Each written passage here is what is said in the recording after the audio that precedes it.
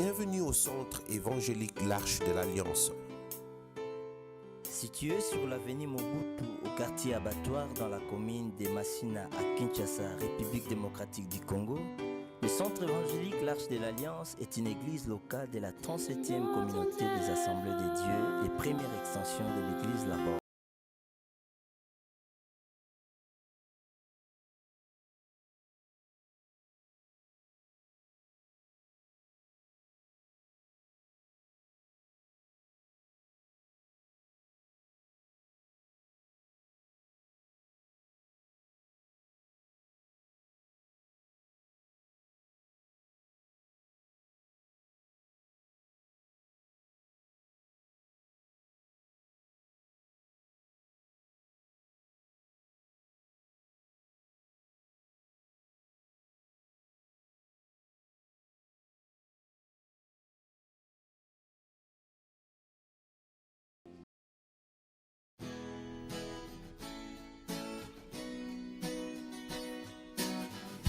Je crois en Jésus,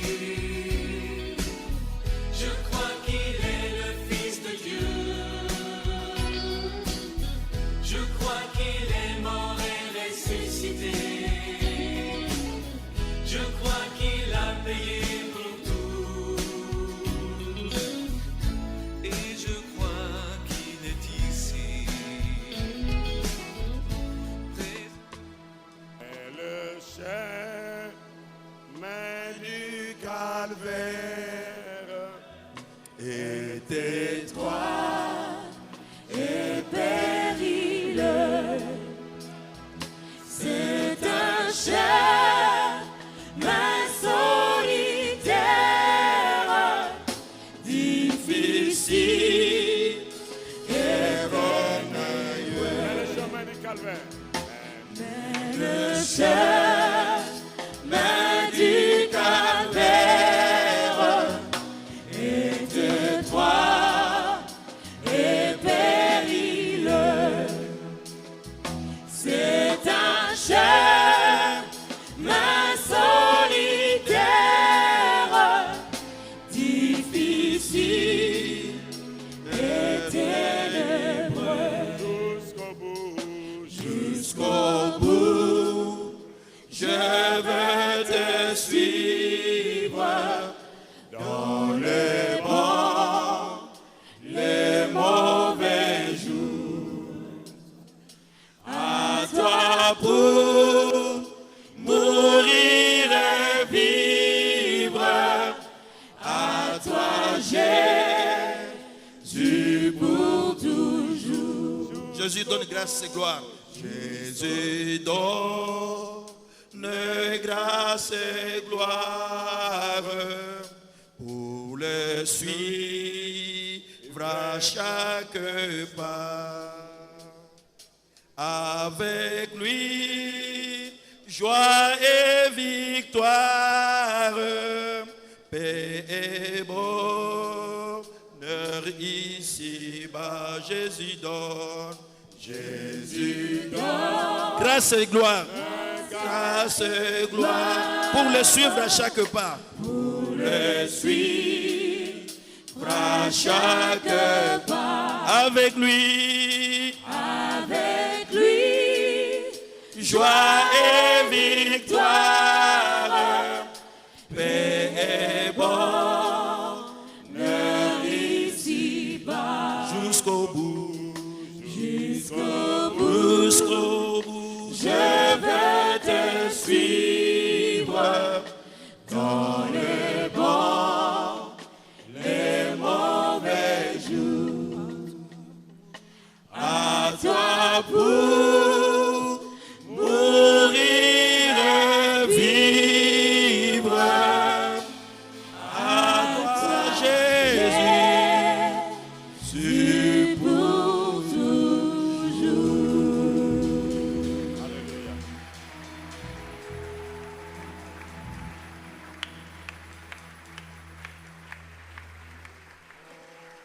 Seigneur, cela n'est pas une mélodie lorsque nous pouvons penser à nos bien-aimés qui ont chanté ces chants. et qui ont composé à des moments difficiles de leur vie, alors qu'ils avançaient, rassurés dans leur cœur de ta protection, même s'ils pouvaient être livrés aux bêtes sauvages, aux animaux méchants, brûlés par le feu, rejetés par les hommes, mais acceptés par toi. Vous pouvez faire cette déclaration solennelle devant le monde des ténèbres dans lequel ils appartenaient pour venir à toi. C'est pourquoi, Seigneur, ce matin, le 1er janvier 2017, que cela soit une déclaration de foi, une déclaration d'engagement, une déclaration de la constance. Avec ton aide, nous irons jusqu'au bout, Seigneur. Mais ce chemin-là est solitaire de foi, sans amis, sans quelqu'un que l'on aime, mais des fois seul. Mais tu as dit, il arrivera un temps où tout le monde sera éparpillé loin de moi, mais je ne serai pas seul, car le Père est avec moi. Merci pour nos frères et sœurs, nos époux, nos enfants, qui nous ont accompagnés pendant ces temps difficiles, qui ont prié, intercédé en notre faveur. Merci pour des frères et sœurs. Seigneur, merci encore une fois. Merci. Un seul mot, merci. Merci, Père. Merci encore. Tiens-nous par la main. Quoique nous pouvons lâcher, mais toi, tu nous tiens par la main. Oublions ce qui est en arrière, mais tendons vers ce qui est en avant. Nous courons vers le but, vers cette vocation céleste que tu nous as adressée. Tu es mon Seigneur, tu es mon roi, tu es mon tout suffisant. Sois le tout de ton Église jusqu'à dans l'éternité. En ton glorieux nom, nous avons prié, Seigneur. Amen. Amen. Merci. Amen. Amen. Ok, nous parlons sur l'héritage, c'est couvert là-bas. Gardez votre héritage, ne la vendez pas. Mais quel est l'héritage que le Seigneur nous donne?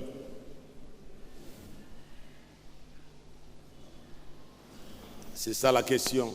Quel est l'héritage qu'il a donné et qu'il donne? Il y en a plusieurs, mais l'héritage qui est comme l'héritage, nous ne pouvons pas dire mère, mais l'héritage qui est central, l'héritage qui est le centre, le socle de ces héritages que nous recevons, c'est le royaume. C'est pourquoi nous disons la réintroduction du roi et de son royaume. Ne crains point, petit troupeau, car votre Père a trouvé bon de vous donner un royaume. Et tout au long de cette année, nous aurons à partager. Il est dit, cherchez plutôt le royaume de Dieu, et toutes choses vous seront données par-dessus. Ne crains point le petit troupeau, car votre Père a trouvé bon de vous donner, et nous pouvons dire de vous redonner un royaume. Parce que Dieu avait la pensée d'élargir son royaume sur la terre. Vous pouvez me demander, mais quel texte, pasteur? On a déjà lu le texte de le début, c'est dans Luc, à partir du verset 1er, vous pouvez aller là-bas, parce que ce sont des textes. Autrefois, il n'y avait pas de toutes ces séparations que vous avez dans votre Bible. Nous pouvons aller jusqu'au verset à la fin. Ce sont des paroles de Christ, mais le centre de ces chapitres, c'est le royaume qui le réserve.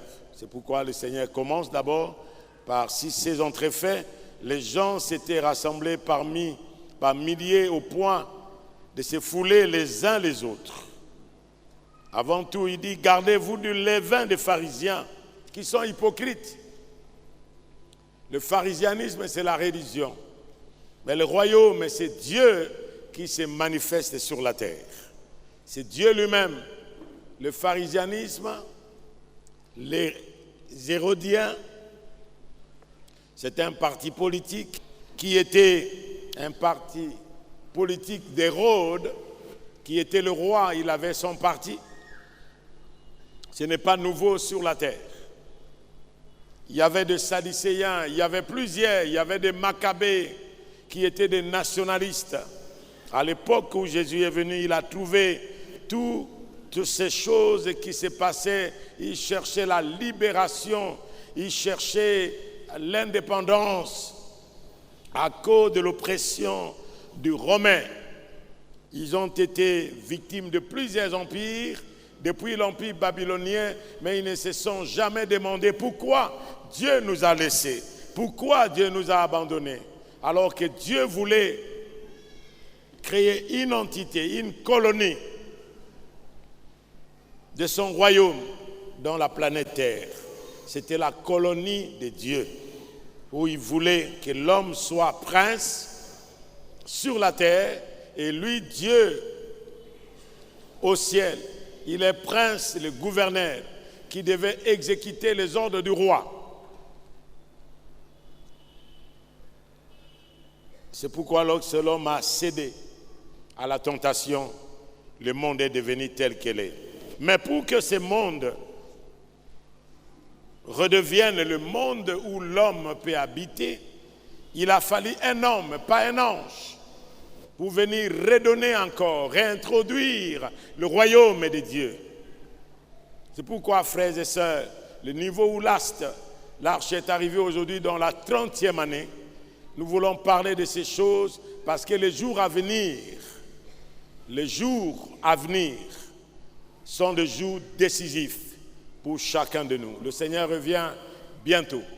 Nous ne venons pas ici en tant que religieux, en tant que croyants, sympathisants, mais nous venons comme des sujets du royaume si vous avez fait une expérience avec votre Seigneur Jésus-Christ. Cherchez plutôt le royaume de Dieu. Et le deuxième texte, c'est dans Matthieu 24, verset 14. Il est dit, cette bonne nouvelle du royaume sera prêchée à toutes les nations. Matthieu 24, verset 14. Cette bonne nouvelle du royaume sera prêchée à toutes les nations, et après quoi viendra la fin. Cette bonne nouvelle du royaume, c'est-à-dire le royaume a été tellement méconnu, les gens à cause de l'esclavagisme, à cause de l'oppression, ils ne voyaient pas le royaume. Le royaume, comme le Christ lui-même a dit, les rois de ce monde tyrannisent, les rois de ce monde oppressent, les rois de ce monde aussi détruisent leurs sujets. Ils disposent de leur vie comme ils veulent. Ils peuvent éliminer, ils peuvent tuer, ils peuvent même vendre. Mais qu'il n'en soit pas ainsi parmi vous. Que celui qui veut être grand, qu'il soit le serviteur. Car le Fils de Dieu n'est pas venu pour être servi, mais pour serviteur. Pour servir. Il n'est pas venu pour se servir, mais pour servir. Il sert, lui le roi. Et la preuve est que lui a été le martyr pour ses sujets. À la différence des autres. Lui était le martyr. Son sang a coulé pour vous et moi. Amen. En bref, c'est une introduction que nous avons faite depuis le dimanche. Mais nous voulons, en quelques mots avant de nous séparer, reconnaître les concepts de royaume, comment il est défini. Nous savons que nous avons connu des chefferies, surtout dans notre pays. Il y a eu quelques royaumes qui s'étendent comme le royaume Kuba, comme le royaume de Congo, où le roi Nzingaku Vouete. Il y a le royaume qui s'étend jusqu'en Angola. Et on a vu un roi qui est mort et les Angolais sont venus. Ceux qui sont au Congo-Brazzaville, nous avons vu les Congolais de Brazzaville et les Angolais sont venus parce que le roi avait un territoire. Qu'est-ce qu'est le royaume? Comment le royaume est défini? Le royaume, c'est l'autorité qui gouverne sous l'influence d'un souverain.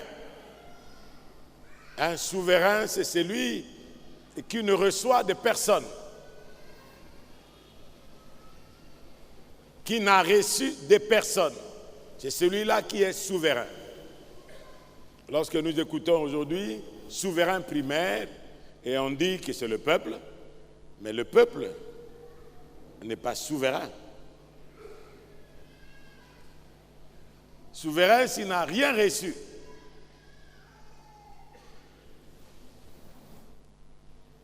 Il est souverain par rapport aux républiques, mais il n'est pas souverain par rapport au royaume. Et nous allons courtement parler de cela. L'autorité qui gouverne sous l'influence d'un souverain qui exerce son impact sur son territoire à travers sa volonté. Il exerce son impact sur son territoire à travers sa volonté. Il fait ce qu'il veut.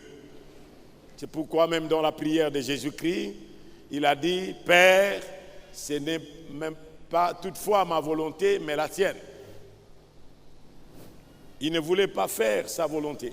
Job nous dit ceci, « J'ai plié ma volonté à la parole de sa bouche. » C'est pourquoi nous voyons Job ne pas maudire Dieu lorsqu'il est passé par les difficultés. Il est dit que Job n'a pas maudit Dieu. Il a dit Dieu a donné et Dieu a repris, que son nom soit glorifié. Il se reconnaissait comme le sujet du roi. Il se reconnaissait non pas comme le propriétaire. Qui exerce, c'est un souverain qui exerce son impact sur son territoire à travers sa volonté. Ses projets et ses intentions qui sont manifestés comment? Dans la culture, dans la mode de vie, dans la valeur de ses habitants. Je reprends. Comment la volonté des projets et des intentions du roi, comment cela se manifeste? Cela se manifeste par la culture, dans le mode de vie de ses habitants et dans les valeurs aussi de ses habitants. Un roi doit avoir un territoire, un domaine d'autorité. Nous l'appelons et nous l'appellerons, c'est-à-dire son domaine royal ou son royaume. Le Congo, qui a été découvert non pas par Léopold II, lorsque Livingstone, Staley sont venus, ils ont découvert l'embouchure du fleuve Congo, et plus tard, c'était devenu la propriété du roi, le domaine du roi. C'est pourquoi nous avons dit que le royaume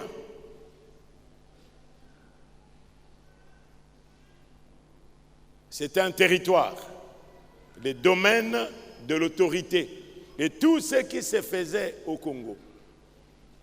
Il y avait des gouverneurs généraux et dans certains territoires ou districts, il y avait aussi des administrateurs et des gouverneurs. Et la Bible nous dit que nous sommes des administrateurs de différentes grâces de Dieu. C'est-à-dire, nous sommes des administrateurs, nous sommes des gouverneurs, des sous-gouverneurs, alors qu'il y a le gouverneur général et nous allons le reconnaître plus tard, qui est le gouverneur général dans le royaume de Dieu, et nous ne sommes que des administrateurs des différentes grâces que Dieu nous donne. On ne peut pas être roi sans avoir de territoire. Il faut pouvoir régner sur quelque chose. Tu ne peux pas être roi. Nous avons vu un président qui n'avait même pas un pays, il se réclamait de la Palestine, mais lui-même est parti, il est mort. Il avait son bureau, il avait son palais dans les avions, Caire en Égypte, par-ci, par-là, et il se réclamait de l'autonomie palestinienne, ainsi de suite. Vous savez, il n'avait pas un territoire. Jusqu'à la fin de sa vie, c'est le territoire actuel que nous avons comme la Palestine. On ne peut pas être roi sans sujet. C'est-à-dire, on ne peut pas être roi sans territoire. Dis avec moi, on ne peut pas être roi sans territoire.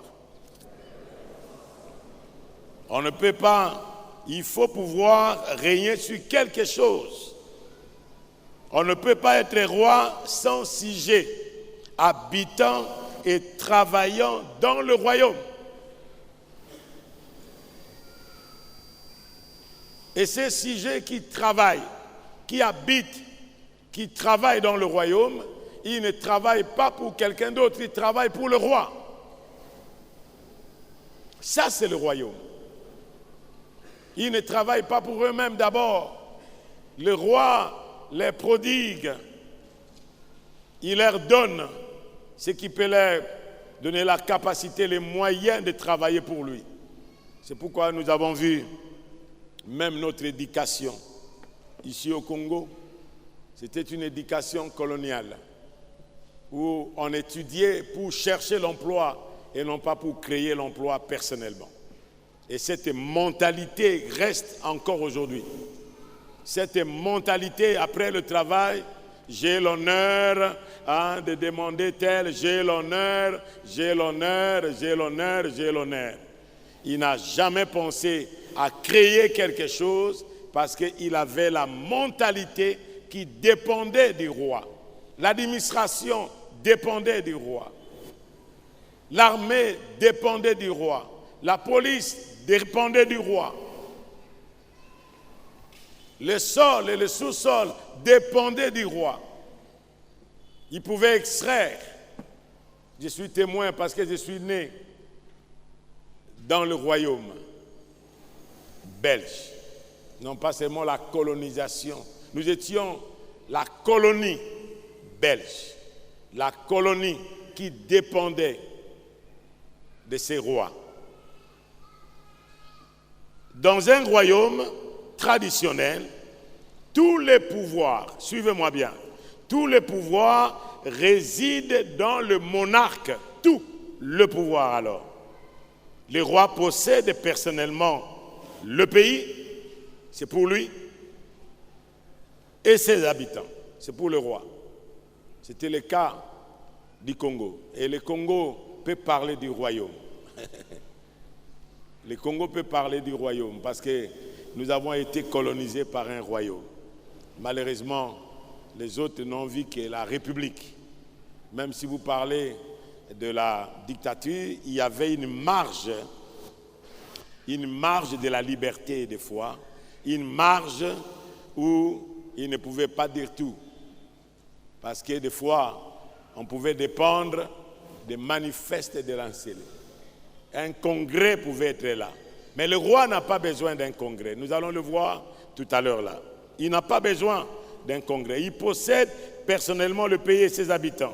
À la différence d'un président ou d'un premier ministre qui est simplement le représentant du gouvernement et ne possède pas le pays. Il gouverne au nom du peuple. Voilà la différence. Le roi gouverne en son propre nom.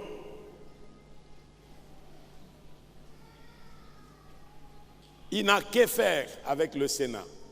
Il n'a qu'à faire avec le Parlement. Il a ses propres lois. Il a une vision qu'il donne. C'est ça le royaume.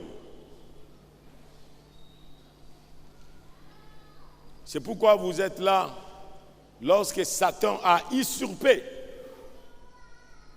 le royaume qui était dans l'homme.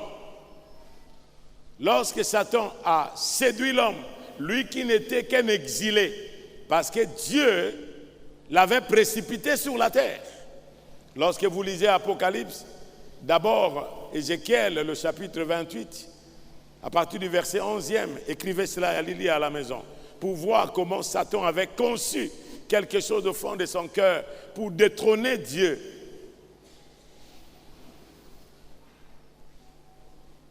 Faire un coup d'état au roi, bon, non, tu vas te créer des problèmes. Le roi créateur, le Père, celui qui était là, qu'un envoyé Lucifer, porteur de la lumière, avait conçu quelque chose en lui. Dans son orgueil, vous savez, lorsque on confie des responsabilités, des fois, on dépasse la limite des responsabilités que l'on donne.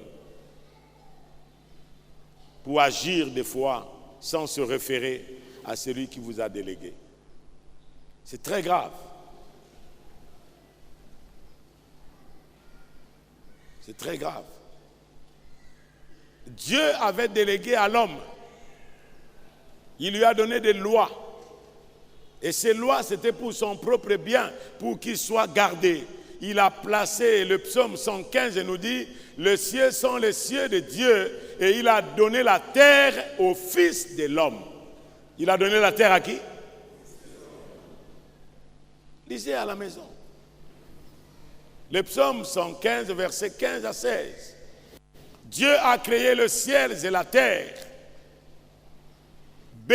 Soyez bénis par l'Éternel. Ça commence par soyez bénis de qui? Par l'Éternel, qui a fait le ciel et la terre. Les cieux sont les cieux de Dieu, mais il a donné la terre au Fils de l'homme. C'est-à-dire l'homme, on lui a donné, comme nous voyons ici, ne crains point petit troupeau, car votre Père a trouvé bon de vous donner quoi? Un royaume. Une colonie. C'est ce que Dieu avait fait pour l'homme. Il lui a cédé une colonie, la terre, pour que l'homme soit le gouverneur, le vice-gouverneur, le prince, parce qu'il était fils.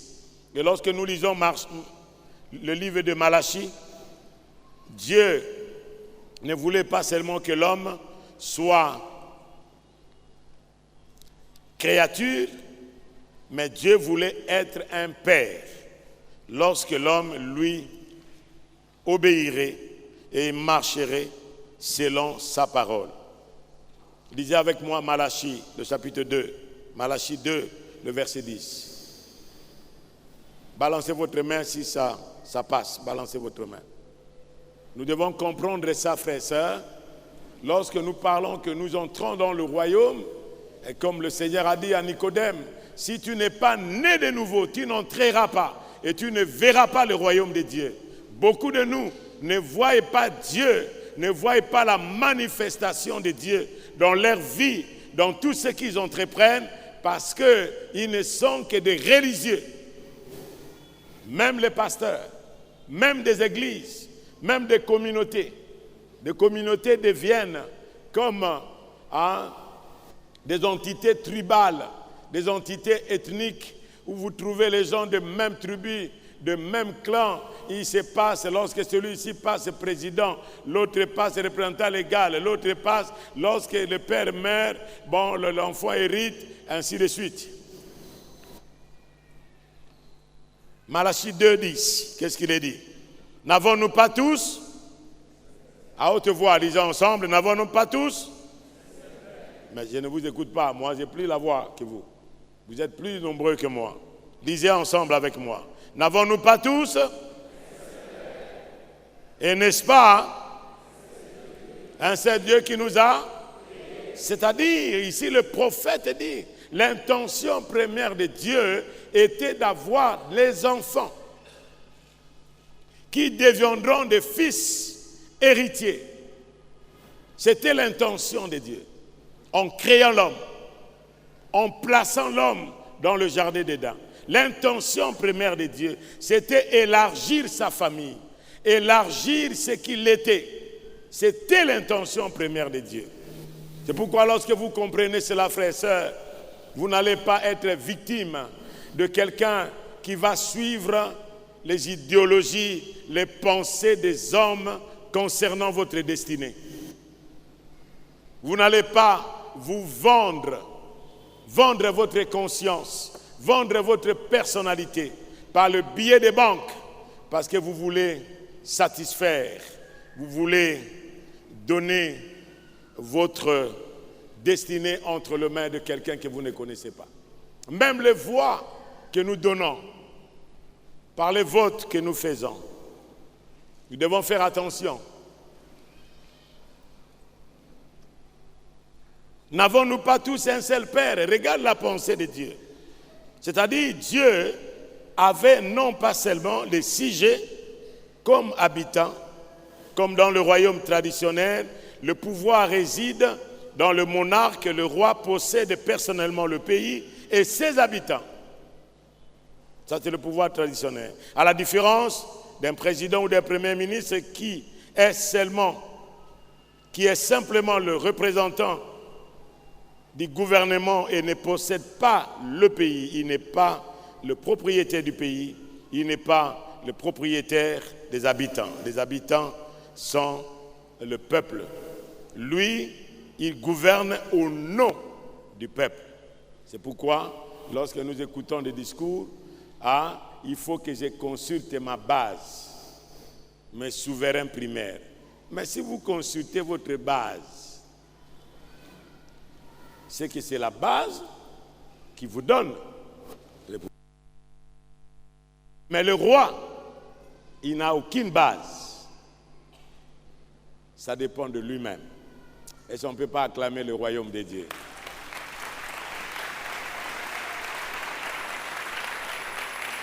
Voilà la différence. C'est pourquoi lorsque nous parlons du royaume de Dieu, frères et sœurs, nous ne parlons pas de la politique. C'est pourquoi le Christ lui-même, quand il est venu, il a dit à Hérode, si mon royaume était de ce monde, j'aurais demandé à mon Père de m'envoyer une légion d'anges. Mais pour l'instant, je ne suis pas venu pour ce royaume-là.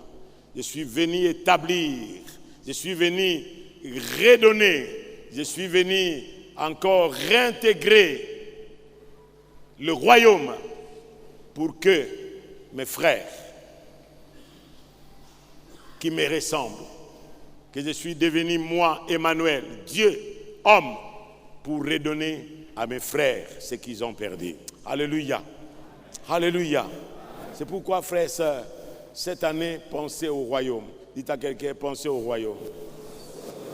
Vous êtes dans la République, mais vous êtes citoyen d'un royaume. Je suis dans la République démocratique du Congo, oui, je vis, même notre église ne peut pas fonctionner sans les lois. Les lois cadres 004, on ne peut pas fonctionner sans cela. On ne peut pas fonctionner sans les lois, sans des limites. Même pour organiser notre nuit de destinée, nous avons été à la commune demandant, quoique nous sommes une communauté reconnue officiellement par le ministère de tutelle, on nous a demandé de venir demander l'autorisation pour que nous ayons notre nuit ici. Dans notre propre concession, nous n'étions pas dehors. Parce que ce sont des lois qu'il faut obéir. Mais dans le royaume de Dieu, c'est différent. Amen. Amen. Le roi imprime sa vision. Contrairement aux républiques. Le roi imprime sa vision au royaume. Il n'y a ni congrès, c'est-à-dire Sénat. Il n'y a ni parlement auquel soumettre ses projets de loi. Dieu ne soumet pas ses projets de loi aux anges pour que les anges délibèrent. Qui est pour? Qui est contre? Non. Il les fait lui-même. Waouh! Alléluia! C'est pourquoi la Bible nous dit que ce que Dieu veut, il le fait au ciel et sur la terre, et sous la terre, ce qu'il veut. Qui peut dire à Dieu, ne fais pas ceci? Personne. Mais on peut dire à ceux qui gouvernent, ne fais pas ça. Mais jamais à Dieu. Voilà le Dieu que vous adorez. Voilà le Dieu que vous adorez. Un sorcier ne peut pas donner des ordres à Dieu. Pour hier, pour ceux qui étaient ici hier, nos enfants ont présenté même Satan pour qu'il tente Job. Il est allé vers Dieu. Il a insinué quelque chose, une calomnie, pas une médisance, parce que ce n'était pas vrai. Une calomnie, c'est fomenter quelque chose qui n'est pas vrai pour nuire. Mais une médisance, que quelque chose qui existe, qui est fait, mais on rapporte ça pour nuire. Mais ici, c'était une calomnie. Il a calomnié Job dans la présence de Dieu pour dire Job t'aime parce que tu lui as donné ça, tu lui as donné ça. Essaye de lui ravir. Mais si Satan avait le pouvoir sur Job, il pouvait le faire de lui-même. N'est-ce pas? Est-ce que nous sommes là ensemble? Nous sommes là ensemble? Frères, écoutez-moi, même les sorciers, vous avez traversé cette année, ceux qui ont pensé vous faire du mal, ils n'ont pas pu parce que Dieu n'a pas autorisé. Est-ce que quelqu'un m'entend, s'il vous plaît? Moi, je n'ai pas besoin de vos acclamations. J'aimerais seulement inciter votre foi pour que cette année 2007, vous viviez dans le royaume. C'est-à-dire quelqu'un qui pouvait faire, qui pouvait avoir des projets. C'est pourquoi la Bible nous dit, tous projets sont dans le cœur de l'homme, mais ce sont les desseins de Dieu qui se réalisent. Tout projet peut monter dans le cœur des hommes, mais c'est le dessein de Dieu. C'est lui seul qui tient le pouvoir sur tout, qui peut décider sur la vie de ce monde, et c'est lui seul qui décidera sur la fin ou sur le progrès, sur votre bénédiction. C'est pourquoi, frères et sœurs, ne cherchez pas votre bénédiction en Orient, en Occident, dans les sociétés secrètes. N'allez pas consulter un féticheur. Il va vous donner lui-même des fétiches. Allez voir là où il couche, là où il dort, là où il passe la nuit. Il va vous élever dans quel niveau, où il est. La plupart d'entre nous là, nous sommes là. La plupart qui sont ici ce matin, je suis en train de le dire par l'Esprit de Dieu. Vous êtes en train de crocher des deux côtés. Vous êtes dans les sociétés secrètes, dans l'occultisme, dans les sciences ésotériques. De gris-gris, vous consultez les autres, même pour votre promotion. La Bible dit que l'élévation ne vient pas de l'Orient ni de l'Occident. C'est l'Éternel qui élève l'un et abaisse l'autre. Il y en a combien qui séduisent la jeunesse aujourd'hui pour dire que vous ne pouvez pas progresser, vous ne pouvez pas percer. Il faut qu'il y ait quelqu'un au-dessus de vous. Il faut qu'il y ait un parapluie. Moi, parapluie peut être troué et la personne peut être mouillée par les eaux de pluie. Mais nous avons plus que la parapluie. Nous avons Dieu vivant. C'est pourquoi la Bible nous dit, celui qui se repose sous l'abri du Très-Haut, il est sous l'ombre du Tout-Puissant. Que 1000 tombent d'un côté ou 10 000 de l'autre côté, nous ne serons pas atteints. Amen. Amen. Voilà, frères et sœurs. Voilà le royaume auquel nous voulons parler.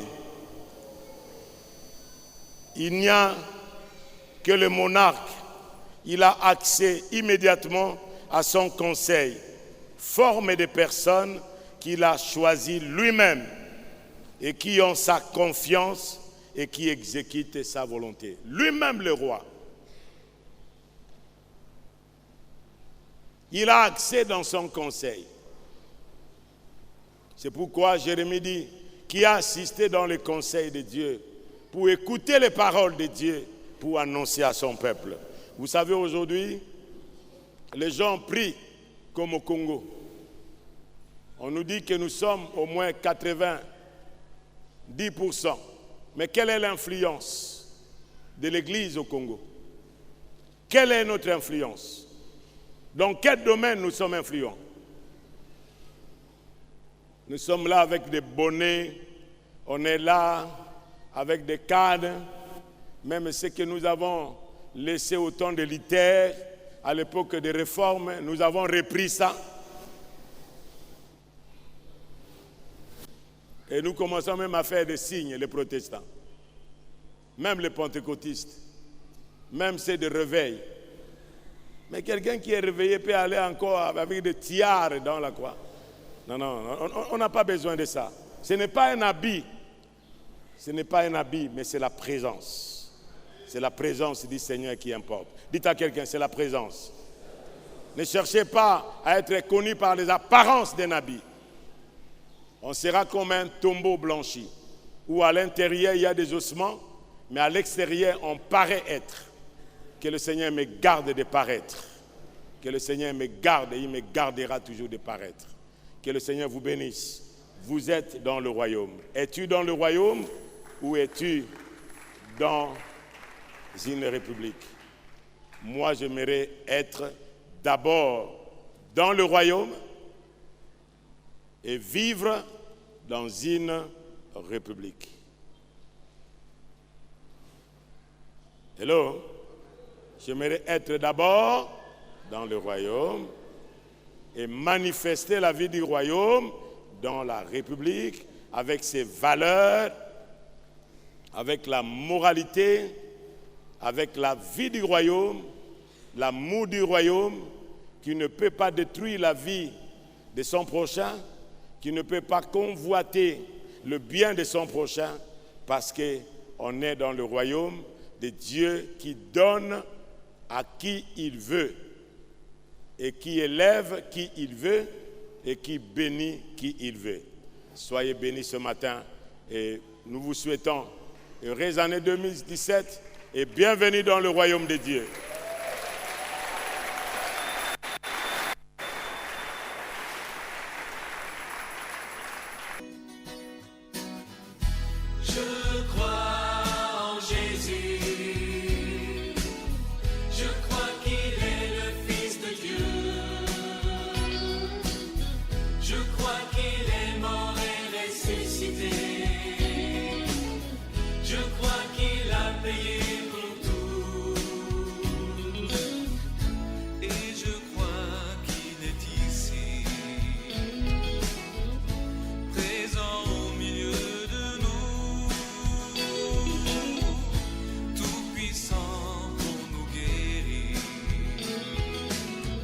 Et par sa grâce